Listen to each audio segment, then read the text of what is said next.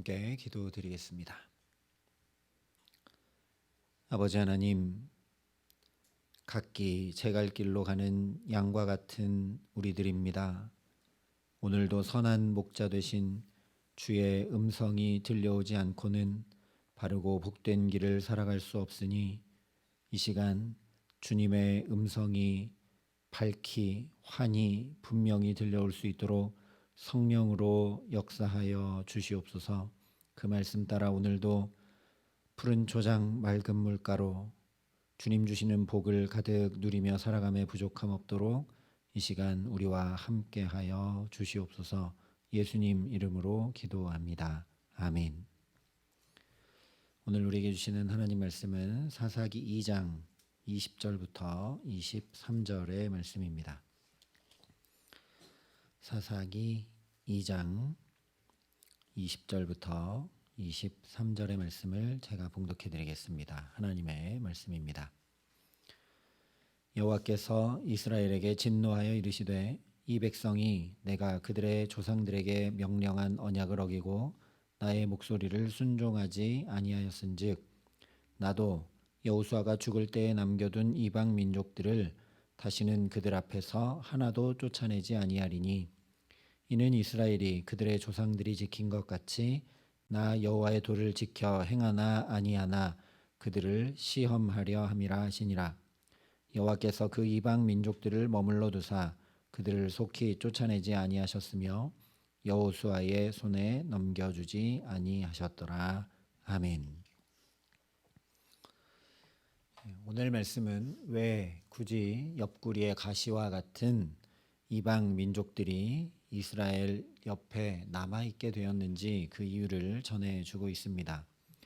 20절에 여호와께서 이스라엘에게 진노하여 이르시되 이 백성이 내가 그들의 조상들에게 명령한 언약을 어기고 나의 목소리를 순종하지 아니하였기 때문이다 라고 말씀하고 있습니다. 하나님께서 분명히 가나안의 7 족속들을 다 진멸하라 하셨는데 이스라엘이 순종하지 않고 오히려 그들과 타협하고 그들을 남겨 종살이를 시켰으니 당연히 이방 민족들이 이스라엘에게 남아 있을 수밖에 없는 거죠. 그런데 21절에 보면 나도 여호수아가 죽을 때에 남겨둔 이방 민족들을 다시는 그들 앞에서 하나도 쫓아내지 아니하겠다 말씀을 하십니다. 너희들이 내 말을 안 들어서 가나안 족속을 쫓아내지 않고 너희 곁에 두었지. 그래, 그러면 나도 그 이방 민족들 다시는 쫓아내지 않을 거다 라고 하시니 좀 유치해 보이기도 하고 어떤 의미로 좀 치사해 보이기도 하고 그런 느낌이 듭니다. 그러나 이것은 이스라엘 너희가 그렇게 했으니 하나님 당신도 나도 그렇게 하겠다 그런 말씀이 전혀 아닙니다. 오히려 유치한 우리의 수준으로 눈높이를 낮춰주시는 하나님의 사랑을 드러내고 나타낸 표현이죠.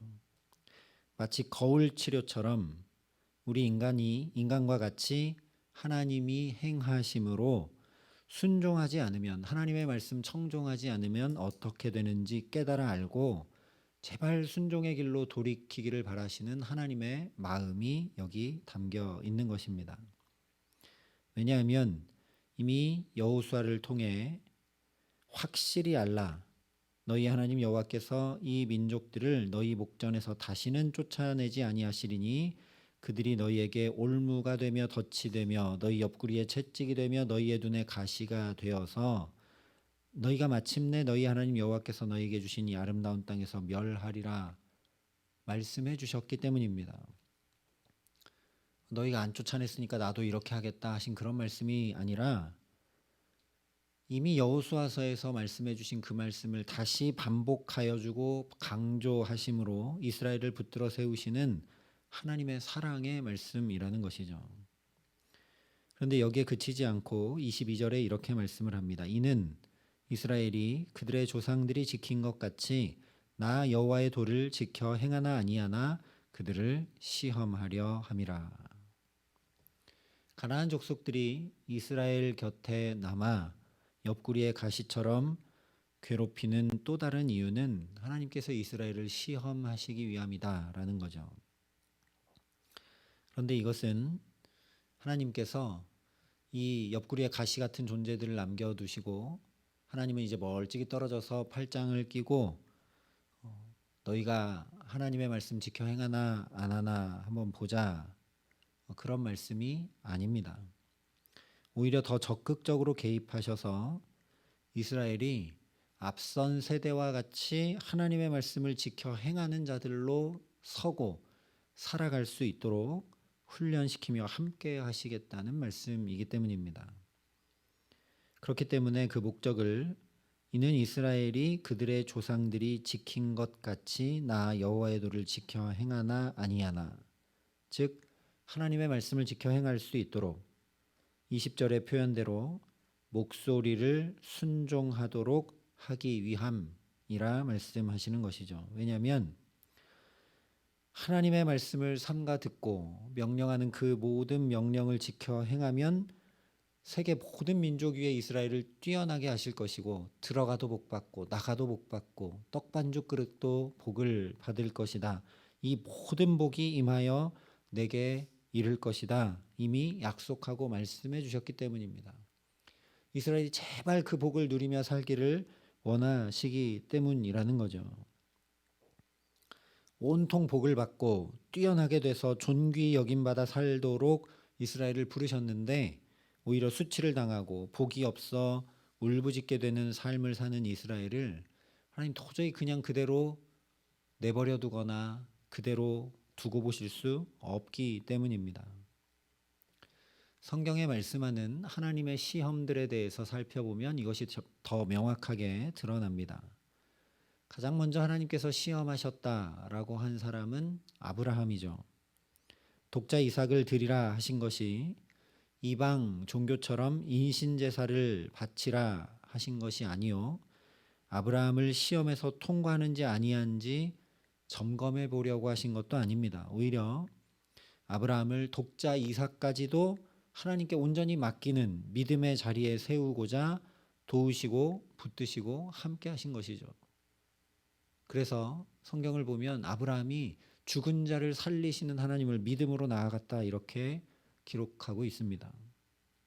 그래서 이삭의 죽음을 막으시고 재물을 미리 준비하셔서 인생의 모든 것을 예비하시고 채우시는 하나님을 알게 하시고 여호와 이레를 고백하는 믿음에 서게 하셨습니다.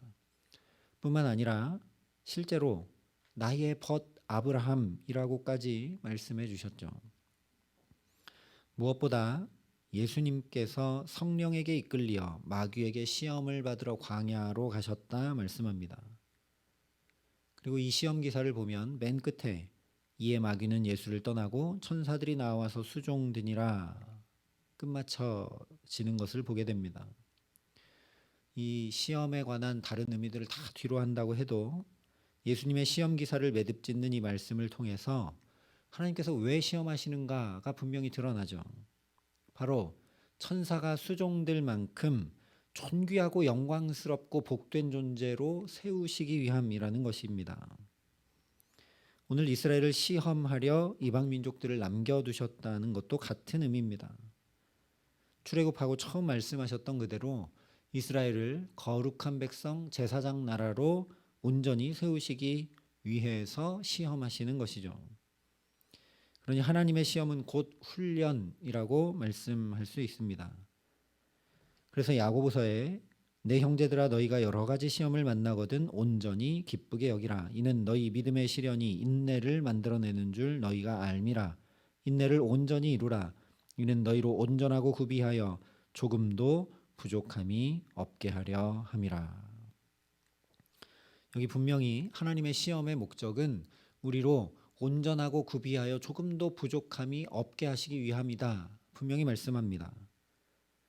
이스라엘이 하나님 말씀 순종하지 않으면 그럴 줄 알았다 하시면서 징계하시려고 가나안 족속들을 채찍으로 남겨두신 것이 전혀 아니라는 거죠.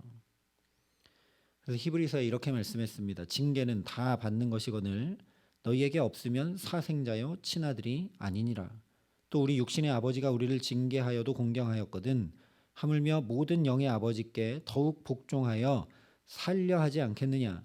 그들은 잠시 자기의 뜻대로 우리를 징계하였거니와 오직 하나님은 우리의 유익을 위하여 그의 거룩하심에 참여하게 하시느니라.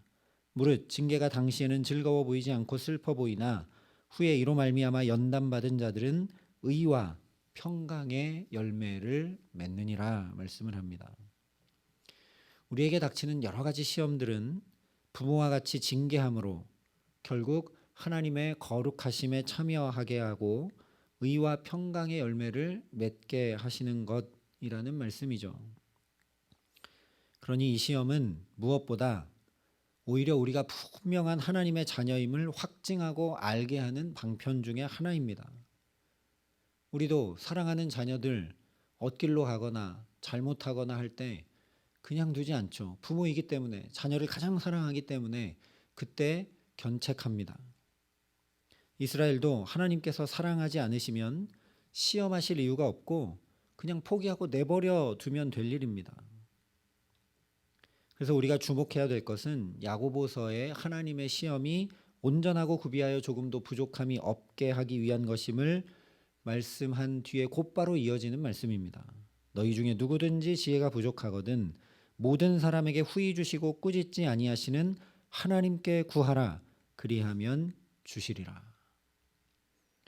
우리 삶에 겪게 되는 여러 가지 시험들, 물질의 시험, 사람의 시험, 말의 시험, 상황과 환경의 시험 등등 이런 여러 가지 시험들 가운데서 우리가 할 것은 하나님께 지혜를 구하며 기도하는 것이라는 말씀입니다.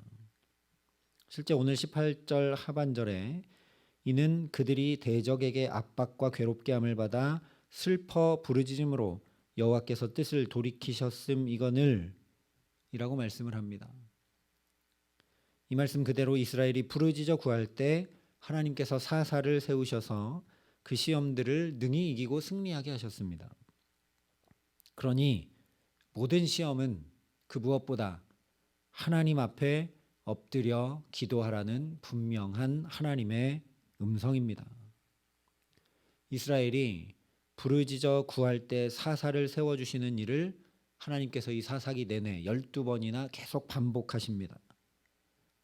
그런데도 계속 그것을 경험하고 똑같은 일이 반복되고 또 반복되는데도 시험이 왔을 때 또 내가 감당할 수 있는 줄 알고 내 힘으로 행하다가 또 넘어지고 또 쓰러지고 공고한 인생만 아니라 영적 암흑기를 살아가고 있음을 보라는 것이 사사기 말씀입니다.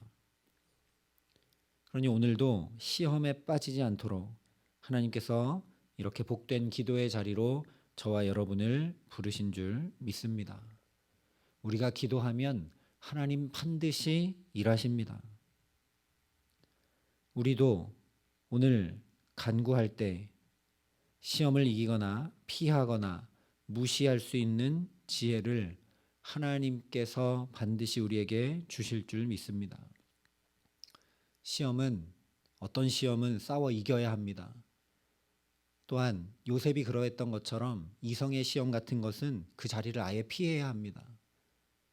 또한 어떤 시험은 그냥 무시해야 합니다. 그런 분별할 수 있는 지혜, 시험을 능히 감당할 수 있는 힘을 하나님 내게 달라고 오늘 간구하여서 우리를 더 온전한 자리로 이끄시는 주님을 오늘 이 말씀으로 확인하여 믿음으로 하나님께 더욱 간구하는 저와 여러분 되게 하시기를 간절히 소망합니다. 그래서 말씀하신 그대로 온전하고 구비하여 조금도 부족함이 없는 의와 평강과 희락의 열매를 맺는 우리의 가정, 일터, 교회 그리고 우리의 모든 삶이 되게 하시기를 우리 구주 예수 그리스도의 이름으로 간절히 축원합니다. 함께 기도하시겠습니다. 아버지 하나님, 예수님께서 친히 우리를 시험에 빠지지 않고 악에서 구하여 주옵소서 간구하라 하셨는데 우리가 그 말씀을 지켜 행하며 얼마나 주 앞에 간구하고 있는지 돌아봅니다. 사사기의 이스라엘 백성들처럼 내게 있는 여러 가지 시험들 내가 감당할 수 있는 줄 알고 또 넘어지고 또 쓰러지고 또 낙심하고 때로 포기하고 절망하지 않는지 하나님 이런 우리들을 오늘도 그냥 두지 아니하시고 여기 부르셔서 또 말씀하여 주시고 붙들어 주심을 참으로 감사합니다. 하나님, 그래서 오늘도 이 복된 기도의 시간, 시험에 빠지지 않고 악에서 건져 주시기를 간구합니다. 시험을 능히 이길 수 있는 지혜와 능력을, 또한 어떤 시험은 피하고 어떤 시험은 무시할 수 있는 그런 분별함의 지혜를 주시기를 간절히 구하오니, 하나님, 우리에게 닥쳐진 여러 가지 시험들을 능히 감당하고 우리도 하나님의 거룩하심에 동참하며 우리의 믿음과 우리의 삶이 더욱 아름다운 자리로 자라가게 하여 주셔서 온전하고 구비하여 조금도 부족함이 없고 의와 평강의 열매를 가득 맺고 누리는 복된 삶을 살아감에 부족함이 없도록 하나님, 오늘도 나를 붙들어 주시고 우리의 자녀들을 붙들어 주시고 우리 모든 삶의 걸음에 동행하시며 함께하여 주시옵소서. 이제는 주 예수 그리스도의 은혜와 하나님의 사랑과 성령의 교통하심이 여기 머리 숙여 내게 주신 시험을 잘 감당할 수 있도록 더욱 주께 지혜를 간구하고 엎드리기를 소원하고 결단하는 여기 모인 모든 주의 성도들과 사랑의 빛교회 모든 교우들과 이 나라 이 민족과 이 귀한 복음을 오늘도 세계 만방에 전하시는 선교사님들 가운데 이제로부터 영원토록 함께 하시기를 간절히 축원하옵나이다. 아멘.